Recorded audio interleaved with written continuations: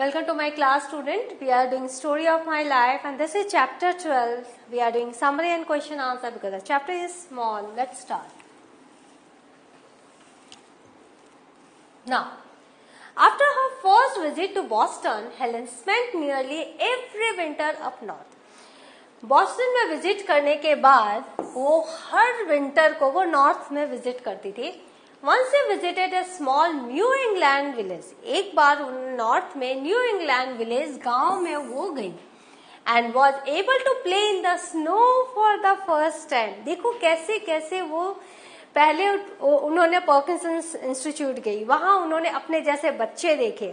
उसके बाद वहां पर बंकर हॉल गई, वहां उसके बाद वो पिलग्रिम्स वहां जो प्लायमाउथ था बाय वाटर वहां वो गई. फिर वो उन्होंने समुद्र देखा, वहां का एक्सपीरियंस किया. उसके बाद वो जंगलों का एक्सपीरियंस तो उनको था ही, और अब उन्होंने किसका एक्सपीरियंस किया? स्नो का एक्सपीरियंस किया. And was able to play in the snow for the first time. हर जगह देखो फर्स्ट टाइम हमेशा हमें याद रहता है, पहली बार जब हम कुछ भी करते हैं. इसलिए कोशिश करनी चाहिए हर एक चीज पहली बार हम कर पाए. जैसे इन्होंने अपने ऑटोबायोग्राफी में ज्यादातर पहला एक्सपीरियंस उन्होंने लिखा है. For the first time, this time snow for the first time. She was mystified by the contrasting beauty and bleakness of winter. तो वो जो विंटर में आप अगर कभी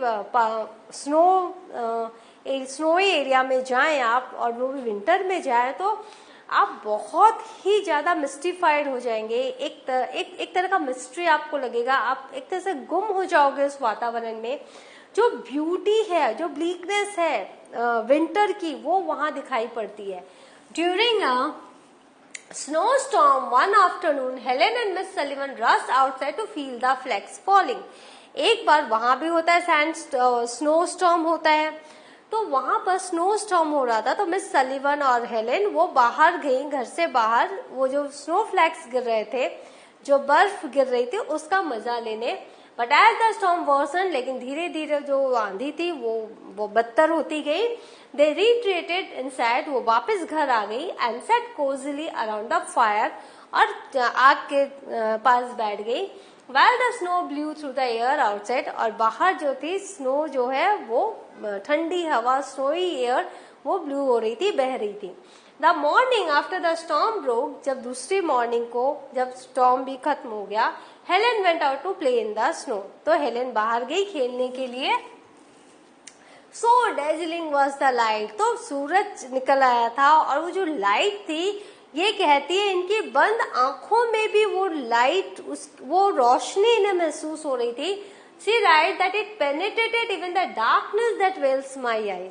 मेरी आंखों पर जो अंधेरे का पर्दा पड़ा हुआ है, ऐसा लग रहा था कि उस रोशनी ने उससे भी छेद करके, उससे भी पेनिट्रेट करके मेरे अंदर वो रोशनी आ गई, मैं देख पा रही थी. As the day passed, जैसे जैसे दिन बीतते गए, the snow drifts melted and shrunk. जितने भी स्नो ड्रिफ्ट्स वो मेल्ट हो गए और वो सिकुड़ गए, ऑब्वियसली, क्योंकि अब थोड़ी थोड़ी गर्मी आ रही होगी.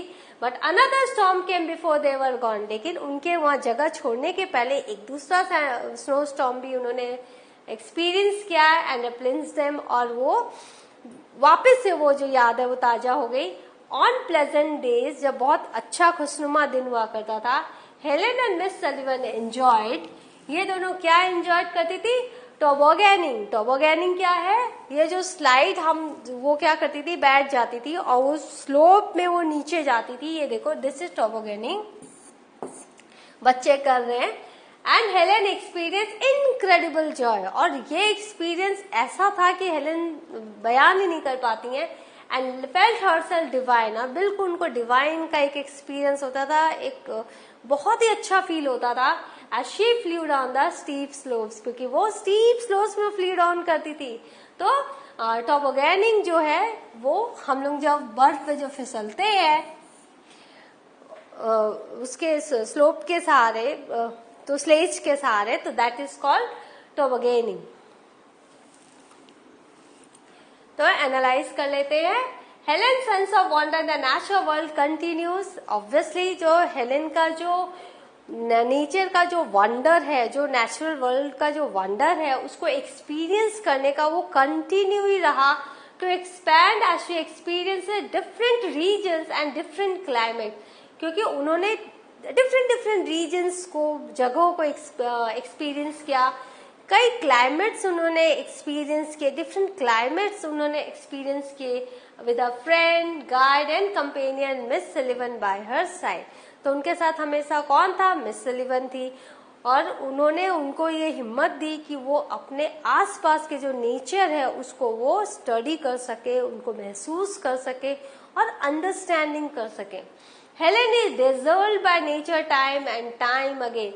तो वो बार बार नेचर को देखकर वो बहुत ही अचंभित होती थी, खुश होती थी, and delights in this new experiences. और जितने नए नए एक्सपीरियंसेस होते थे उनमें वो उनको डिलाइट मिलती थी, बहुत ज्यादा वो खुश हो जाया करती थी as they enrich her conception of the world around her, क्योंकि ये सारे एक्सपीरियंस उनको एनरिच कर रहे थे, उनको एनरिच कर रहे थे, मतलब उनको इस लायक बना रहे थे कि वो अपने वर्ल्ड अराउंड हर को महसूस कर सके। Enrich her conception of the world, उनके आसपास की दुनिया कैसी है वो उसको जानने में उनकी मदद कर रहे थे और उसके ज्ञान को बढ़ा रहे थे। And allow her to feel a little bit more at home, और हमेशा उनको ऐसा लग रहा था कि वो बहुत सहज है इस वातावरण में, despite the disabilities which held her back in her youth. और वो बहुत ही अपने आप को कंफर्टेबल महसूस करती थी इस नए नए एक्सपीरियंसेस से।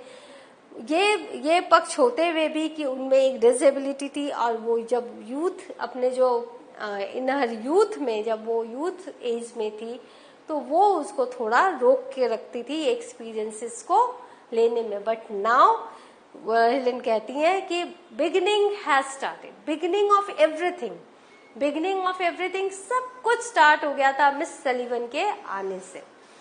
तो इस तरह से हेलेन ने स्नो वर्ल्ड भी उन्होंने महसूस कर लिया, देख लिया, एक्सपीरियंस किया। What surprised Helen about the trees in winter? तो विंटर में जो ट्रीज है उनका क्या एक्सपीरियंस हेलेन को लगा? Helen was surprised to discover that the trees and branches were bare of leaves in winter. तो उनको बड़ा आश्चर्य लगता था सुन के और महसूस करके कि कोई भी पत्ते नहीं है यहाँ पर, बेयर ऑफ लीव्स, विंटर में कोई पत्ते ही नहीं रहते पेड़ों पर। There were no birds on them, उनके ऊपर कोई बर्ड्स भी नहीं रहते, and the nests were all empty, और बर्ड्स तो क्या उनके नेस्ट भी नहीं रहते, यानी विंटर में सिर्फ बर्फ रहती है, बर्फ से ढके हुए रहते हैं सारे पेड़। तो ये उनको बड़ा आश्चर्य लगा। Question 2. Why did Helen rush out of doors even though there were signs of an impending snowstorm? तो क्यों वो घर से बाहर चली गई हालांकि लग रहा था कि सैंडस्टॉर्म जो है इम्पेंडिंग है?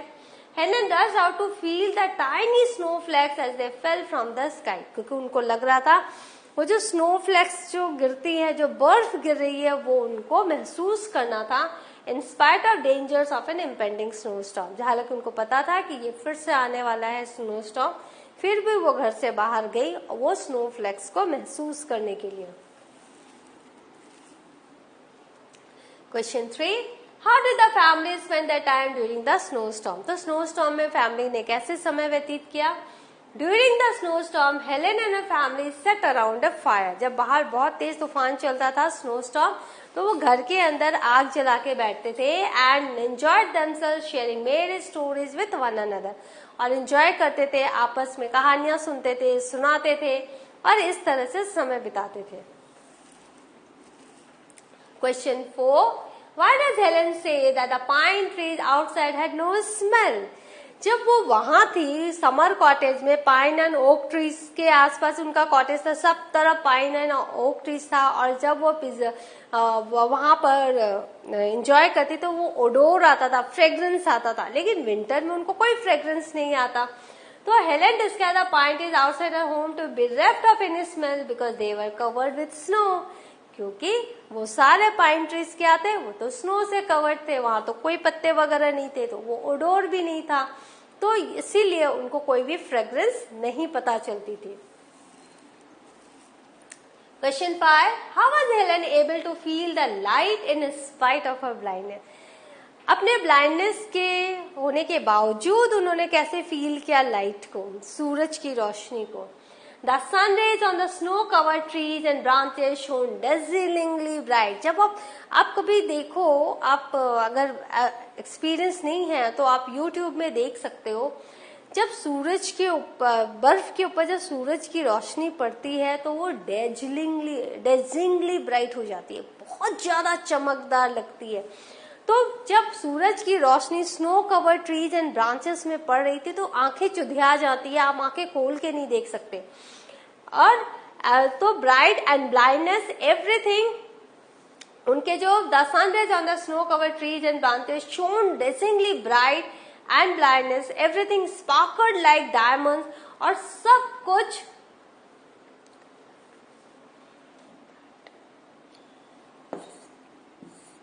and she felt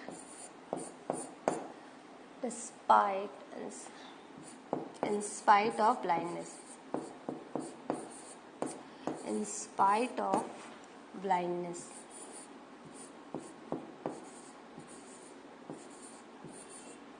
अच्छा blindness,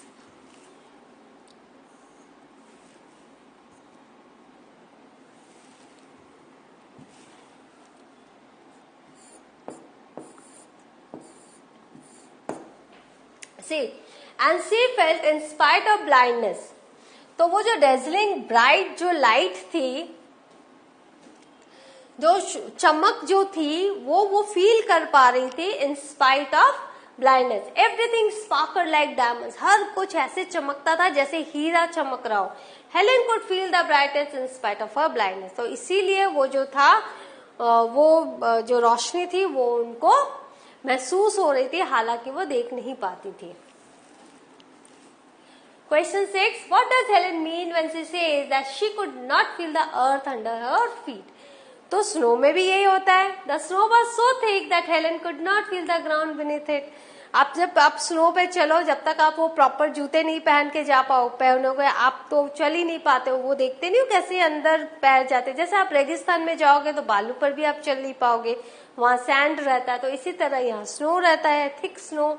The snow was so thick that Helen could not feel the ground beneath it. तो ऐसा उन्होंने समुद्र में भी उनको महसूस हुआ था कि उनको ग्राउंड नहीं फील हो रहा था और वो बहुत डर गई थी। यहाँ तो डरी नहीं थी, लेकिन हाँ, यहाँ भी ग्राउंड फील नहीं हुआ। Question 7. What did Helen enjoy about tobogganing?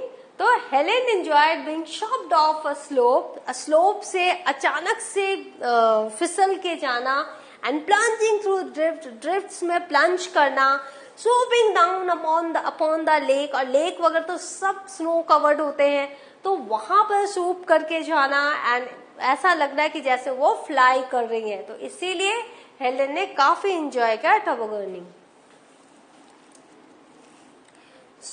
हमने क्या सीखा? हमने सीखा चैप्टर 12 में हेलेन के experiences first time in snow और उससे related questions, analyse everything we have done. In the next class, I will do a new chapter of Helen Keller's The Story of My Life. Till then, have a good revision. Read the story in detail in your book. Thank you.